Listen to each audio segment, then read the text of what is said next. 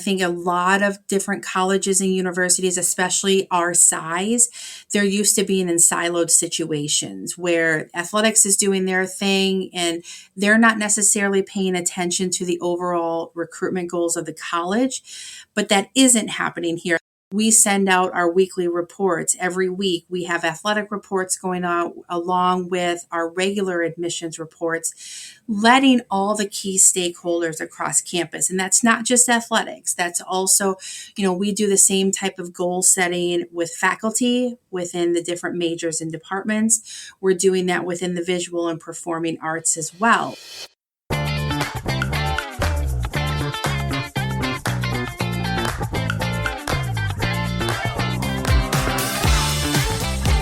Welcome to Mission of Missions. I'm your host, Jeremy Tiers. This is the show designed to help you grow, both professionally and personally, in the fast-paced world of higher education. Every other Tuesday, I sit down with senior leaders, new professionals, and difference makers from across higher ed and beyond, where we'll share tips and strategies related to challenging topics like student recruitment, leadership, customer service, enrollment marketing, and time management. So if you're looking for practical advice and conversations that actually move the needle, this show's for you. Grab your notepad or fire up your notes app, and let's get into it.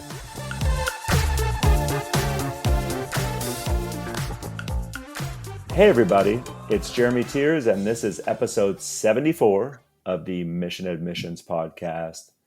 For a lot of small and mid-sized private colleges and universities, student athletes make up a significant amount of their incoming class each year. If admissions, enrollment marketing, and coaches aren't all on the same page, it can definitely lead to communications getting doubled up on and confusion for prospective student athletes who don't go through their college search process the exact same way as a non-athlete. Joining me today to talk about this is Ashley Hanson from Carthage College in Wisconsin. And I'm excited to have Ashley on because I know her team at Carthage has done some amazing things to increase their overall enrollment over the last 6 years specifically. And I'm just excited, like I said, to have her share how her admissions team and the athletic department there at Carthage are not only collaborating effectively, but like some of the things she and her team have done to increase non-athlete student enrollment. So welcome to the show, Ashley. Thank you, Jeremy. I'm excited to be here today and to talk about athletics, recruitment, all the fun things that we live day in, day out here. Where I'd love to start is just like give the audience some context, Ashley. What percentage of, would you say, the student body at Carthage right now are athletes? And just has that been the same the entire time you've been there? Has it increased, decreased? So we are just approaching, quickly approaching just under 3,000 total students overall. And about a third of those students are athletes. To give a little bit more data context here is so of our 930 freshmen that enrolled at Carthage this fall, approximately 399, or I should say exact, 399 are student athletes across 27 men and women's sports, but also including esports. So 28 total. Yeah, and I think many of the listeners know this because I've shared it before. So in a previous life, I was a men's college basketball coach for 8 years at 3 different schools, 2 of which were smaller private institutions. And as a student athlete, you have to juggle so much. And like I always say, student athletes, part of the reason they're so marketable when they graduate from college is their ability, in a lot of cases, right, to be effective with time management. And so to your point, because of the demands that are put on them to be an athlete, they have to understand how they're going to juggle, I'll say, right, the academic portion of school and being a student athlete. Correct. And I think the athletic director too plays such a critical role in that balancing act, where as they're working with the faculty and, helping everyone to understand the time commitment on both sides of this equation and how do we make this work? Because you want your students to be able to major in nursing, engineering, those top in demand fields. But also there's some colleges and universities out there that say you can only do one or the other. We're in this beautiful place where we have figured it out where students can do both and then allowing them to pursue their passions both on and off the field. But the key is you also need good leadership in place to make sure that's happening. And so you mentioned your athletic director, and that is such an important relationship, not just for you, right? But anybody on your admissions leadership team. So, I mean, whatever you're comfortable sharing, Ashley, talk to us about your relationship with your AD and just how that's grown over the years. And like, give us some feedback and context. Like, how often do you meet? And are there specific things that you typically talk about? Are we looking at data? Like, talk to us about that whole relationship and dynamic. Absolutely. We have an outstanding athletic director, and I'll give him a shout out here. Ryan Kane is amazing. He also was a men's basketball coach before coming to Carthage, and he was AD at his previous institution. So he wore many hats. We meet almost probably every other week, but communicating almost every other day on certain things because such a large portion of our students are student athletes. And especially as we're creating visit programs and such geared specifically to recruiting student athletes, it's important that him and I communicate on a almost on a weekly basis. Now, also, our athletic coaches, they have goals as well so that they need to bring in a set amount of students each year. And sometimes that'll depend on roster size, but also, to be real, it also depends on helping us to meet overall recruitment goals for the college. That's one of the things with being a D3, a small private liberal arts college, is that we rely on those students coming in. And that's where it can get a little bit sticky as, we're working through what do the goals need to be. It's not just filling your roster, what else, how many more students can you take, to be honest, realizing that not all of them are going to make it, and there may be a tryout, or there may be some cut time in their period as well. But that's something that him and I really work closely on now as we're in full recruitment for fall of 2026, thinking about those recruitment goals. How do they meet it for the teams, but also how do they meet it to help the college move in the next direction?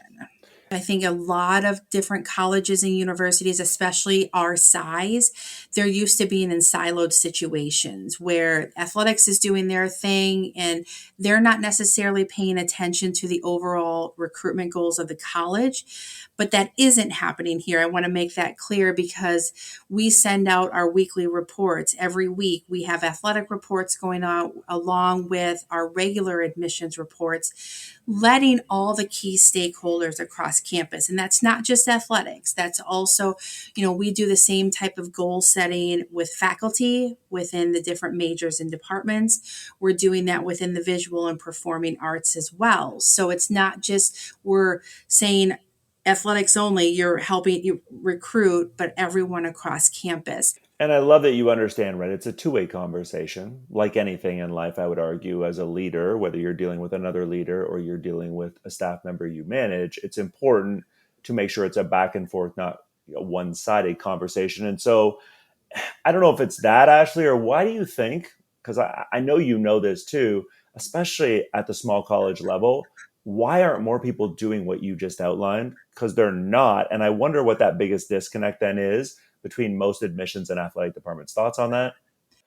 I think it's just because it's never been done that way. Higher ed is an industry that loves to follow best practices. And sometimes I really hate that term best practice because what works for one institution doesn't mean it's going to carry over to the next 25 down the line.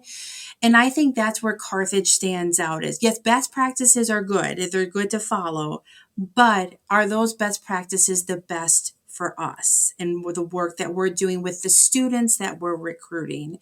And I think that's where we do it differently is we look at what works best for us to hit our goals to serve our students in the best way possible.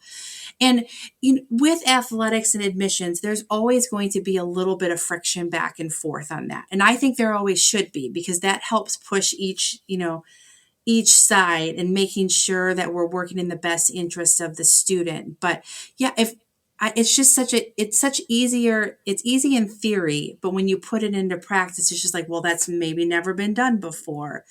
But how do you step outside of your own best practices to realize, is this really working for us?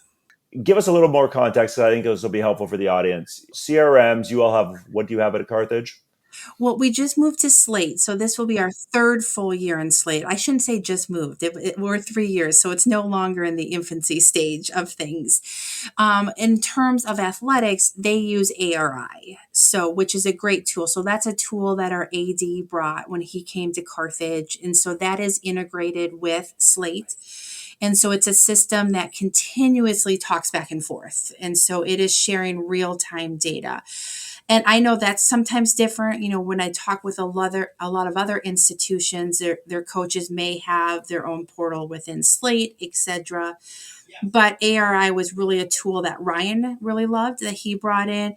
And so we've been able to share that data really, really well so that as soon as a coach puts in a recruit and their information, it's fed into our system and automatically put into our communications plan. To your point, a lot of schools I find either have a CRM that the coaches have, but like half of them use it, half of them don't, or have one and it actually would implement with something like Slate, but they haven't actually done it, or they have it and it doesn't have an implementation for whatever their admission CRM is. And so I think that technology and utilizing the capabilities that obviously most CRMs will do in 2025 is, to your point, super important from an efficiency standpoint, right? Also, what's really great with our back and forth communications with athletics is that once the student is in the admissions funnel they are in the full marketing plan. So anything that the coaches do on their side is really to their sport specific. So we're pushing the student to apply, the next steps. We're sending out the marketing, the scholarship emails. So the coaches don't even have to think about that piece, which sometimes I don't know if they realize they don't even have to think about that piece because it has been integrated for the 19 years that I've been here, that admissions is just going to naturally include them in everything. So it's making sure, especially in the summer, I make sure to give the big reminder email to coaches. Please make sure all of your students have been loaded in that you want, because we have our first big mailing going out on X date. We don't want your students to miss that. So we can focus in on those critical reminders versus them having to worry about sending separate pieces outside of just, hey, here's what's going on with women's lacrosse, here's what's going on with water polo, etc. And so to be clear, right, your coaches have access to seeing what the admissions counselors put in, for example, about their student athletes they might be recruiting and vice versa, correct? Correct. So that they can see notes that the admissions directors have left, kind of where they're at in the process, which is really nice. They can instantly see if a recruit deposited or if they need to sign up for like their class registration or housing. And then even when they get into the onboarding stage, which happens here, after May 1st, they're giving reports and access so that they can really easy keep on top of their students over those summer months. One of the areas that, I know I get a ton of questions from your peer when I'm on campuses, Ashley, is around the concept of visits with student athletes, right? And so Mhm. this is one of those areas where the data is very clear in terms of a student athlete wanting, a lot of the same, but also some very specific and different things, right? For example, when they come and visit, right, a college campus and talk to a potential coach who may end up offering them either a scholarship or, in your case, a roster spot, right? So talk to us just about like visits at Carthage. If, X sport is recruiting X student athlete, what does that process look like in terms of like how it's flowing, why you think it's working well, what some of the things are that maybe you all do that maybe some other schools do it, maybe they don't, but like you think this is why, for example, visits are so successful at Carthage? Right. This can be one of the stickiest areas too, because every coach wants to do it differently. And so, one of the nice things is when we do have a new coaching hire come on, I get to sit down with them between 45 minutes to an hour, just really to talk about the nuts and bolts of here's what admissions has to offer. Like, here's the full toolbox, here's all the marketing material you have access to. But then the most important question, how do you like to do your visits? And I just kind of sit and listen from there on out, because it's really, it's split. Some coaches are like, we will do 100% of the visit from the campus tour to sitting down and going over Carthage material to etc. Next steps in the process. Okay, great, that's fine. But know that we're here if you would like to have that 30 to 45-minute meeting with an admissions director. Now, more and more are using the admissions director piece, but may tour them on their own. Some coaches will say, no, we want you to tour them with, your student ambassador. We want you to sit down the full 45 minutes and then we'll meet with them after. It really comes down to personal preference. I like at least to make sure that an admissions director meets with every recruit that comes to campus. We don't want to talk the X's and O's of the sport. We don't want to get into that. But let us go through, should Carthage be the place? Here are the things you need to do. Let's talk scholarships and financial aid, especially for, sports that may require an earlier look. Soccer, lacrosse always make decisions earlier in the process. So that's really important. And I would say about 99% of our coaches actually have the admissions directors, sit down for 30 to 45 minutes. The touring aspect is really split on the 50-50. Some coaches will do the full campus tour with their own players. And then some will say, no, you take over it. Also, we help train their players. So like if you're going to have players give to campus tours, let's put them through some training just so that they know what are all the highlights that they need to click on, when they're with that student. So it's nice. We've gotten to a much better spot because I would say even up until about 3-4 years ago, it was such a mess of things. Let's take a quick break for a word from our sponsor. Forsyth Tech was struggling to engage prospects promptly. Staff were overwhelmed and leads were slipping through the cracks. Then they brought in Element 451's Bolt agents. These AI-powered assistants stepped in to answer inquiries, send reminders, schedule visits, and route leads day or night. As a result, prospect to applicant conversion hit 25% within 3 weeks, and enrollment rose 12%. The impact? Counselors focused on high-value conversations while Bolt agents handled the rest. Fast response, higher yield, happier staff. Support your counselors with 24/7 AI teammates. Try an agent today at element451.com/agents. Well, and I appreciate your honesty there because, full disclosure, and I'm sure a lot of people listening to this can relate to this. When I talked to your peer, Ashley, I don't know, we give our coaches complete control of that, blah, blah, blah. So how did you, again, if you're comfortable sharing, get to a point where you're like, I love that you said, you know what, Jeremy, I sit down with each one of them when a new coach starts. And one of the things we talk about is I'm like, cool, walk me through how you see yourself doing visits here with prospective student athletes.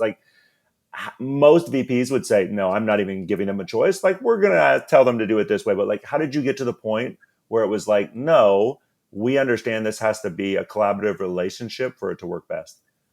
I think just first giving them a choice always deflates a situation. You have control over this. We're not asking to take away control. You have to have that one-on-one conversation with the coach. And I think telling them that up front is really helpful because then I think it puts them at ease that I can trust admissions. I can have that conversation. But one thing I think that will really makes the difference is the longevity of our staff. We know in higher ed that the longevity of admissions staff is maybe 2-3 years, then they're out to the next thing.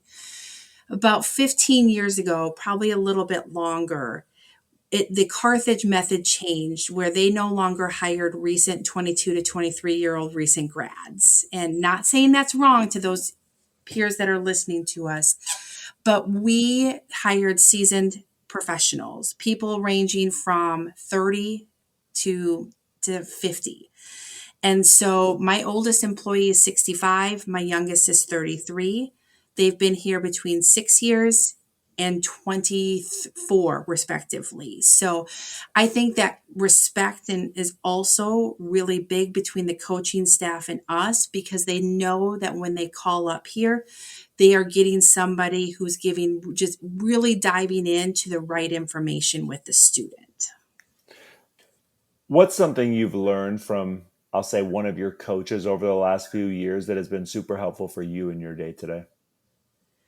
Oh, I've learned so much from them. Like there's just a specific coach. I mean, he's no longer, he passed away in 2015. Tim Rocks, he was a icon within Carthage football. And the way he treated students and their families, no one is a stranger. And so just when the way you greet somebody and the way you just interact and follow up. He taught me follow up. Every day, Tim Rux started his day writing a personal handwritten note to somebody in his network. And I have two of them that I will keep until the day I am no longer here. But that is something he taught me. I start my day every day writing a handwritten note, whether it be somebody here on campus, a student, somebody in the outside of Carthage. But I think that method of just how you treat people, because students remember it. So let's talk then about some of the things, because this is where, I know a lot of small privates are struggling right now who have a third like you do or more. I mean, there are schools, as you and I are very familiar, that have two-thirds of their student, population are student athletes, for example. And the challenge becomes, how do we, for example, market our institution as this is not just a place you come only if you're going to play a sport, but like, talk to us about some of the things you've done to increase, I'll call it, non-athlete enrollment at Carthage over the time you've been there. Yes. I mean, Carthage, we have been in a very fortunate position where our location is a key factor. I mean, being halfway between Milwaukee and Chicago, I look out my window, well, it's on the opposite side of the building, is all Lake Michigan. And so, look, we're very fortunate we're not in a rural area where there's just not a lot of opportunity. But Carthage, in the past 6 years, our enrollment has increased by 9%. And I think that is important because there's so many schools sharing record enrollment, record growth, but it's just year over year. And yes, this year we had over 1,000 new students come to campus, 930 freshmen and 102 transfers. But it's because we are really meeting students where they're at. What are students looking for? What are parents looking for? Focused in on outcomes, return on investment, and just applying the experiences directly to the student. We are a college, again, we're not following the best practices, not because they're not good, but, we opened up our applications always open up on June 1st each year. We're on rolling admissions. We're here just on October 1st and over 4,000 students have already applied to Carthage. This last year we had over 11,000 applications, which is historic. We typically are between 8 to 9,000. And so getting students to visit is such a critical part. And again, connecting them with faculty. I'm thankful that we have great community partners within our faculty. That hasn't always been easy. That's also another relationship that takes a lot of cultivating. But making the more we can create these connections and experiences, that has helped our outcomes and showing what those outcomes are. 5 years ago, we started the Aspire Center. So it's where career and internship preparation begins day one. And so we know all colleges have career centers, but usually it's seniors, juniors, seniors. And so we really integrated the Aspire team into our admissions work. And so that with our programming, we actually have the Aspire staff attending scholarship events, registration events. We put on Aspire Week in December. And so where students are connected with their career specialist before they even commit to attending. So this career specialist is somebody from their field that they will meet with throughout their 4 years. So very intentional about how starting day zero, not even day one, you're connected to this career specialist. That has been key. Yes, they've won some national awards for their work, but specifically really talking about how we integrate that in with admissions has been a really powerful message because students, that's what they're thinking about. They're being told, well, what's the outcome afterwards? I mean, I think back when I went to college, we were not that outcome focused. We were thinking about that as we began our senior year of college. And now it is really the deciding factor before they even decide where they're going to school is what is the outcome going to be and who are going to be the people there that are going to be very intentional about setting up that plan with me. What do you feel like if you had to give some advice? So if you have somebody on the admissions leadership side listening to this and they're like, okay, I'm all for everything you're saying today, but I don't have a great relationship with athletics right now. And I want to make that right more collaborative. Where should they start? Just by being, I think you have to take down your own barriers and be like, how do you have that open conversation to understand how is the other side working? Like, what works best for you? What have you found? And just providing, like, these are the tools, having that back and forth. I think it leads back to our earlier conversation for me to sit down and ask the coaches, how do you want to do this or how have you done this? I think just asking that question flips the narrative. But I also encourage admissions staff and people to go out and support your athletic teams. I think it's also very important that admissions is going to athletic events. You know, yesterday, our women's volleyball team, who is now in the top 25, played the top three in the country yesterday. And it happened to be at 3 o'clock. And the AD was like, we are not going to have any fans there from either side because it's 3 o'clock on a Tuesday. I'm like, admissions, for some reason we don't have any appointments at this point at this time. We're all going down there and to watch this match. And I think doing things like that, again, providing that open conversation, being quick to response. We know that coaches are under an extreme pressure for students who want information quickly. And then sometimes the student sits and waits. You know, like, how do we just make sure that we're all just being mindful of how the other ones operate? And how do you get to know the different cadences of each sport? I think that's also important because how football recruits is very different from softball, and understanding those differences, because I think coaches get really frustrated at that really quickly. Like, why don't you understand that lacrosse players make their decisions earlier in the process? Well, because no one told me, but now I know. So thank you for telling me. And I think that those things, that's a little bit longer answer to your question, can all be really, really important.